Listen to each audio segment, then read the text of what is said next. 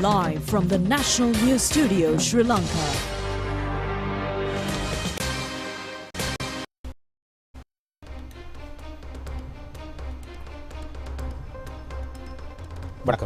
வணக்கம். இலங்கையில் பல விருதுகளை வென்ற முன்னோடி அலைவரிசையின் இரவு 7 மணி தேசிய தொலைக்காட்சியின் பிரதான தமிழ் செய்தி ஒலிபரப்போடு இணைந்திருக்கும் நாம் ரஞ்சனி பத்மநாதன், ABM நிஸ்ரீன். முதலில் தலைப்புச் செய்திகள்.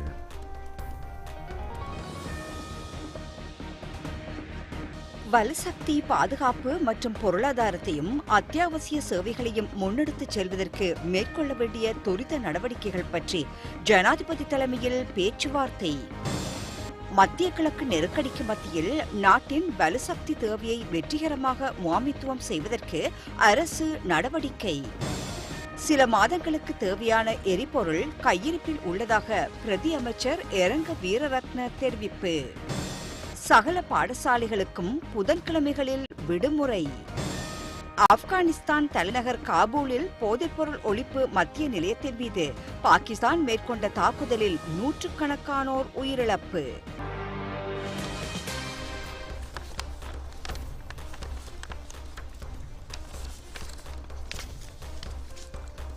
அவை தலைப்புச் செய்திகள். இனி விரிவான செய்திகளில் முதலில் உள்நாட்டுச் செய்திகள். மத்திய கிழக்கு யுத்த சூழ்நிலையில் ஏற்பட்டிருக்கும் சவால்களுக்கு மத்தியிலும் வளர்ச்சியை முகாமைத்துவம் செய்து கொண்டு நாட்டின் பொருளாதார செயற்திட்டத்தையும் அத்தியாவசிய சேவையும் தொடர்ச்சியாக முன்னெடுத்து செல்வதற்கான திட்டம் நடைமுறைப்படுத்தப்பட்டிருப்பதாக ஜனாதிபதி அனுரகுமார் திசாநாயக்க தெரிவித்துள்ளார். நாட்டின் வலுசக்தி பாதுகாப்பை உறுதிப்படுத்தல், பொருளாதார செயற்பாடு மற்றும் அத்தியாவசிய சேவையினை தொடர்ச்சியாக முன்னெடுத்து செல்வதற்கு துரிதமாக மேற்கொள்ள வேண்டிய நடவடிக்கைகள் தொடர்பாக ஆராயும் பேச்சுவார்த்தை நேற்று நடைபெற்றது. ஜனாதிபதி அலுவலகத்தில் இந்த பேச்சுவார்த்தை இடம்பெற்றது. அமைச்சர்கள் மற்றும் அமைச்சின் செயலாளர்களின் பங்கேற்புடன் நடைபெற்ற இந்த பேச்சுவார்த்தையின் போது நாட்டில் ஏற்பட்டிருக்கும் தற்போதைய நிலைமைக்கு மத்தியில் அரசு சேவையினை தொடர்ச்சியாக முன்னெடுத்துச் செல்வதற்கு மேற்கொள்ள வேண்டிய விடயங்கள் பற்றி விசேட கவனம் செலுத்தப்பட்டது. அரசு அலுவலகங்களை முன்னெடுத்துச் செல்வதில் பின்பற்ற வேண்டிய மாற்று திட்டங்கள் பற்றியும் இதன்போது விரிவாக பேச்சுவார்த்தை நடத்தப்பட்டது. அரசு சேவைக்கு வாரத்தில் ஒரு நாள் விடுமுறை வழங்குவதன் மூலம் வலுசக்தி நுகர்வினை வரையறுத்து சேவையினை முன்னெடுத்துச் செல்வது பற்றி இதன்போது தீர்மானிக்கப்பட்டது. கல்வி, சுகாதாரம், சுற்றுலாத்துறை, கடற்றொழில் உள்ளிட்ட துறைகளின் நடைமுறை சாத்திய விடயங்கள் பற்றி கவனத்திற்கொண்டு குறைந்தளவான எரிபொருள் பாவனையினை உறுதிப்படுத்தும் வகையில் சேவைகளை முன்னெடுத்துச் செல்வதற்கு மேற்கொள்ள வேண்டிய மாற்று நடவடிக்கைகள் பற்றி தனித்தனியாக ஆராயப்பட்டது. பிரதான துறைகளின் சேவையினை தொடர்ச்சியாக முன்னெடுத்து செல்வதற்கு வழங்கப்படும் எரிபொருள் அளவினை தீர்மானிப்பதற்கு அமைச்சு செயலாளர்கள் மற்றும் குறித்த துறைகளுடன் தொடர்புடைய நிபுணர்கள் உள்ளடங்கிய குழுவினூடாக ஜனாதிபதி அறிக்கை கோரியிருந்தார். இவ்வாறான நிலைமையின் போது வீடுகளிலிருந்து பணியாற்றுவதன் நடைமுறை சாத்தியம் பற்றி அமைச்சு மட்டத்தில் தீர்மானம் மேற்கொள்வதன் முக்கியத்துவம் பற்றி கவனம் செலுத்தப்பட்டது. அதிகாரிகளை பணியிடங்களுக்கு அழைப்பது பற்றிய தீர்மானங்களை மேற்கொள்ளும் பொறுப்பு நிறுவன பிரதானிகளுக்கு ஒப்படைப்பதற்கும் சேவையினை தொடர்ச்சியாக முன்னெடுத்து செல்வதற்கு பொருத்தமான முறைமையை பின்பற்றுவதற்கும் இதன்போது யோசனை முன்வைக்கப்பட்டது. தற்போதைய நிலைமையில் நாட்டின் பொருளாதாரத்திற்கு ஏற்படக்கூடிய தாக்கங்களை குறைப்பதற்கு சகலரதும் ஒத்துழைப்பும் அர்ப்பணிப்பும் அவசியமாகும். இதன்போது ஏதாவது ஒரு தரப்பிற்கு நிவாரண முறைமை ஊடாக வசதிகள் வழங்க நேரிடும் என ஜனாதிபதி சுட்டிக்காட்டினார். எரிபொருள் விநியோகத்தில் QR குறியீட்டு முறைமையினை உரிய முறையில் பயன்படுத்துவதன் முக்கியத்துவம், இதற்காக ஒவ்வொரு அமைச்சு மட்டத்தில் தேவையான சகல தரவுகளையும் வெகு விரைவில் டிஜிட்டல் விவகார அமைச்சிற்கு வழங்குவது பற்றியும் பேச்சுவார்த்தை நடத்தப்பட்டது. ஈரான் தேசிய பாதுகாப்பு சபையின் செயலர் அலி லாரிஜானியை கொலை செய்திருப்பதாக இஸ்ரேல் பாதுகாப்பு அமைச்சர் தெரிவித்துள்ளார். எனினும் இது பற்றி ஈரான் இதுவரை உத்தியபூர்வமான அறிவிப்புகளை விடுவிக்கவில்லை. இதேவேளை அலி லாரிஜானி எளிதாக தெரிவிக்கப்படும் கையெழுத்து பிரதியை ஈரான் அரசு ஊடகம் வெளியிட்டுள்ளது. ஈரானின் பாதுகாப்பு பிரிவுடன் முக்கிய அதிகாரிகள் இருவர் இலக்கு வைத்து தமது இராணுவம் தாக்குதலை மேற்கொண்டதாக இஸ்ரேல் பாதுகாப்பு அமைச்சர் இஸ்ரேல் கட்ஸ் தெரிவித்துள்ளார். பசித் மெரிசியா படைப்பிரிவின் பிரதானி ஒலம்ப்ராசோ சுலைமானி இந்த தாக்குதலில் உயிரிழந்திருப்பதாக அவர் தெரிவித்துள்ளார். உலக எரிபொருள் நெருக்கடிக்கு மத்தியில் வலுசக்தியினை முகாமைத்துவம் செய்து கொண்டு பாடசாலையின் நாளாந்த நிர்வாக விடயங்கள் மற்றும் கற்றல் நடவடிக்கையினை முன்னெடுத்துச் செல்வதற்காக கல்வி, உயர்கல்வி மற்றும் தொழில் கல்வி அமைச்சு ஆலோசனை வழிகாட்டல்களை வெளியிட்டுள்ளது. சகல பாடசாலைகளும் வாரத்தில் 4 தினங்கள் மாத்திரம் நடத்துவதற்கு தீர்மானித்திருப்பதுடன் மறு அறிவித்தல் வரை புதன்கிழமை பாடசாலை விடுமுறை நாளாக கருதப்படும். புதன்கிழமைகளில் வீடுகளிலிருந்து சுயமாக கற்றல் நடவடிக்கையில் ஈடுபடுவதற்கு தேவையான பயிற்சிகளை வழங்குவதற்கு சகல அதிபர்களும் நடவடிக்கை எடுக்க வேண்டும். பாடசாலை பாடத்திட்டங்களை பூரணப்படுத்துவதற்காக பாடசாலைகளினால் ஏற்பாடு செய்யும் நிகழ்ச்சிகளுக்காகவும் விழாக்களுக்காகவும் பாடசாலை நேரத்தை செலவிடக்கூடாது.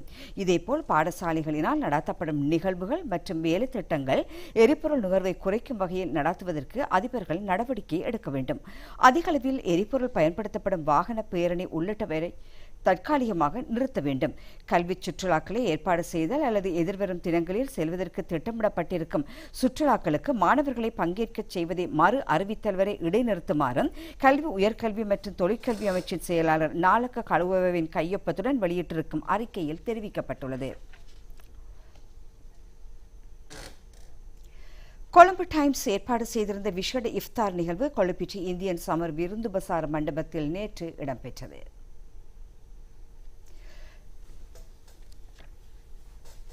கொழும்பு டைம்ஸ் பிரதம ஆசிரியர் முகமது ரசூல்டீன் தலைமையில் இடம்பெற்ற இந்த நிகழ்வில் மேல் மாகாண ஆளுநர் ஹனீஃப் யூசுப் பிரதம அதிதியாகவும் பிரதி சபாநாயகர் டாக்டர் ரிஸ்வி சாலி சிறப்பு விருந்தினராகவும் கலந்து கொண்டார்கள்.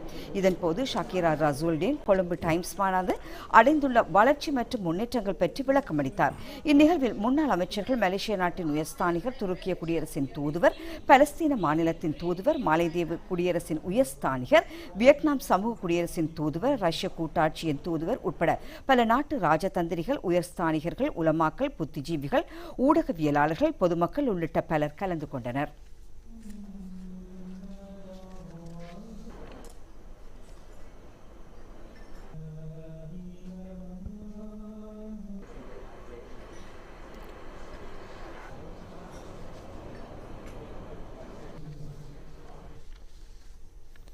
புனித ரமலான் மாதத்தை முன்னிட்டு விசேட இஃப்தார் நிகழ்வுகள் நாடளாவிய ரீதியில் இடம்பெற்று வருகின்றன. நட்பட்டிமுனை அல் அக்ஷா மத்திய மகா வித்தியாலயத்தினால் ஏற்பாடு செய்யப்பட்டிருந்த வருடாந்த இஃப்தார் நிகழ்வு நேற்று பாடசாலை வளாகத்தில் பாடசாலையின் அதிபர் எம்எல் பதுவுதீன் தலைமையில் இடம்பெற்றது. இந்த நிகழ்விலே கல்முனை வலய கல்வி பணிப்பாளர் எம்எல் சஹதுல் நஜீம் பிரதிநிதியாக கலந்து கொண்டார். இதன்போது விசேட மார்க்க சொற்பொழிவும் துவா பிரார்த்தனையும் இடம்பெற்றது. இந்த நிகழ்விலே அதிபர்கள், ஆசிரியர்கள், உலமாக்கள், புத்திஜீவிகள், ஓய்வு பெற்ற உத்தியோகத்தர்கள், திணைக்களத்தின் அதிகாரிகள், பாடசாலை மாணவர்கள், பொதுமக்கள் உள்ளிட்ட பலரும் கலந்து சிறப்பித்தார்கள்.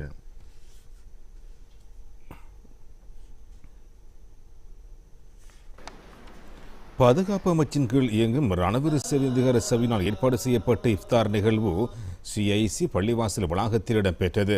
அம்பார ரணவீர ஒன்றியத்தின் தலைவர், ஓய்வு பெற்ற போலீஸ் பரிசோதகர் SM சனு தலைமையில் இடம்பெற்ற இந்த நிகழ்விலே பிரதம அதிதியாக ரணவீர சேவையதிகார சபையின் பிரதி பணிப்பாளர் பாக்யா கமகே கலந்து கொண்டார்.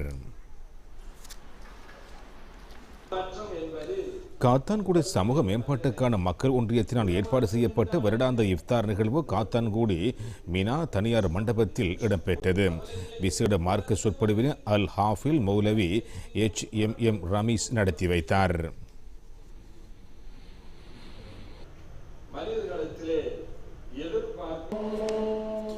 புனித ரமலான் மாதத்தை முன்னிட்டு மாணவர்களிடையே நடத்தப்பட்ட அல் குர்ஆன் ஓதல் போட்டியும் இஃப்தார் நிகழ்வும் அக்கரைப்பற்று அஸ்ராஜ் மகா வித்தியாலயத்தில் நடைபெற்றது. இந்த நிகழ்வு அக்கரைப்பற்று சட்டத்தரணிகள் சங்கத்தின் தலைவர் கே சமீம் தலைமையில் இடம்பெற்றது. ஆண்களை விட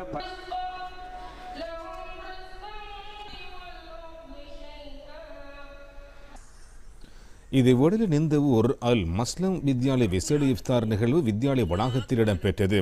கல்லூரி அதிபர் மௌலவி MHM ஹாரிஸ் தலைமையில் இடம்பெற்றன. இந்த நிகழ்வில் இந்த ஒரு கல்வி பணிப்பாளர் SM முத்தாரிஸ் பிரதிநிதியாக கலந்து கொண்டார். இதன் போது விசேட துவா பிரார்த்தனையும் இடம்பெற்றது. கிழக்கு மாகாண ஊடகவியலாளர் ஒன்றியத்தினால் ஏற்பாடு செய்யப்பட்ட இஃப்தார் நிகழ்வு காத்தான்குடி IWAIRE மண்டபத்தில் இடம்பெற்றது.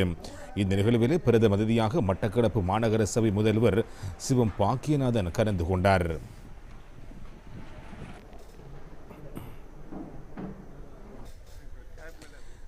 கிண்ணியா நகரசபை விசேட இஃப்தார் நிகழ்வு நகரசபை தவிசாளர் MM மஹ்தி தலைமையில் கிண்ணியாவில் இடம்பெற்றது. பிரதம அதிதியாக திருகோணமலை மாவட்ட செயலாளர் WGM ஹேமந்தகுமார் கலந்து சிறப்பித்தார்.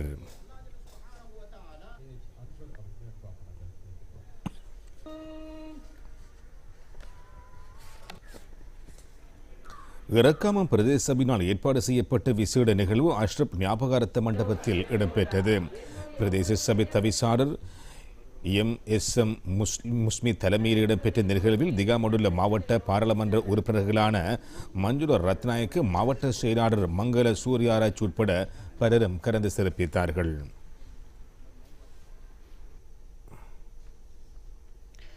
இலங்கை போலீசார் சமூக ஊடகங்கள் வாயிலாக மக்களை தெளிவுபடுத்துவதாக தெரிவித்து போலியான தகவல்களே சில சமூக ஊடகங்களில் பகிரப்பட்டிருப்பதாக போலீஸ் ஊடகப் பிரிவு தெரிவித்துள்ளது. இது சில தரப்பின் திட்டமிட்ட நடவடிக்கையா என்பது பற்றி விசாரணை நடைபெறுகின்றது. இலங்கை போலீசார் மக்களுக்கு ஏதாவது தெளிவூட்டலை விடுப்பதாயின் போலீஸ் ஊடகப் பிரிவின் வாயிலாக உரிய கடித தலைப்பினூடாக அறிவித்தலாக ஊடகங்களுக்கு அனுப்பப்படும் என்று போலீஸ் ஊடகப் பிரிவு தெரிவித்துள்ளது. இலங்கை போலீசின் உத்தியோகபூர்வ ஃபேஸ்புக் பக்கத்தினூடாகவும் யூடியூப் அலைவரிசையூடாகவும் மக்களுக்கு வழங்க வேண்டிய தகவல்களை நாளாந்தம் போலீஸ் ஊடகப் பிரிவு வழங்கி வருகின்றது. இதன் காரணமாக போலி தகவல்கள் பற்றி எச்சரிக்கையுடன் செயற்படுமாறு போலீஸ் ஊடகப் பிரிவு மக்களிடம் கேட்டுக் கொண்டுள்ளது. சில மாதங்களுக்கு தேவையான அளவு எரிபொருள் கையிருப்பு தொகை இருப்பதாக பிரதி அமைச்சர் இரங்கு வீரரத்ன தெரிவித்துள்ளார். எனவே தேவையற்ற விதத்திலே பதற்றப்பட வேண்டாம் என்றும் அரசாங்கத்தின் எரிபொருள் முகாமைத்துவ வேலை திட்டத்துக்கு ஒத்துழைப்பு வழங்குமாறும் அவர் பொதுமக்களிடம் கேட்டுக் கொண்டுள்ளார். பிரதி அமைச்சர் இரங்கு வீரரத்ன கருத்து தெரிவிக்கையில் தற்பொழுது எம்மிடம் சில மாதங்களுக்கு போதிய அளவு எரிபொருள் கையிருப்பு தொகை உள்ளது. எனினும் நாம் இந்த யுத்த சூழ்நிலையை உன்னிப்பாக அவதானித்து வருகிறோம். சில வேளைகளில் இந்த யுத்தம் விரைவில் நிறைவு பெறும் வாய்ப்பு உள்ளது. எவ்வாறு நம் அரசாங்கம் என்ற ரீதியில் எமது எரிபொருள் கையிருப்பு தொகை முகாமைத்துவம் செய்வதற்கு QR குறியீட்டு திட்டத்தை அறிமுகப்படுத்தியுள்ளோம். எனவே மக்கள் அதற்கு ஒத்துழைப்பு வழங்க வேண்டும் என்றும் அவர் தெரிவித்தார். அடுத்து வெளிநாட்டு செய்திகளை எதிர்பாருங்கள்.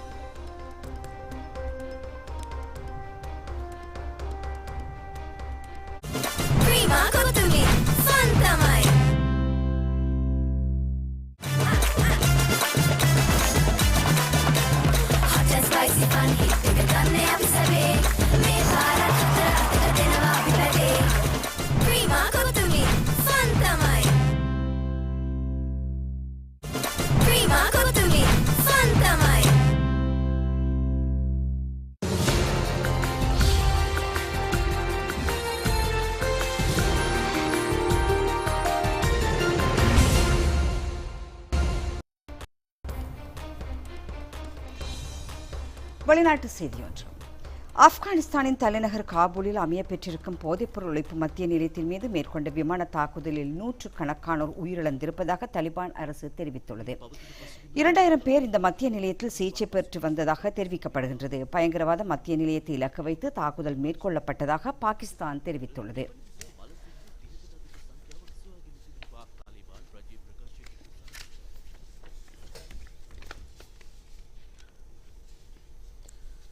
இத்துடன் தேசிய தொலைக்காட்சியின் பிரதான செய்திகள் நிறைவடைந்தன. மீண்டும் நாளை இரவு 7 மணிக்கு தேசிய தொலைக்காட்சியின் பிரதான செய்திகளுடன் சந்திப்போம். மேலதிக செய்திகளை நேத்ரா TV.lk என்ற இணையதளத்தினூடாகவும், நேத்ரா டிவி யூடியூப் மற்றும் நேத்ரா டிவி ஃபேஸ்புக் பக்கங்களிலும் அறிந்து கொள்ளலாம். வணக்கம். வணக்கம்.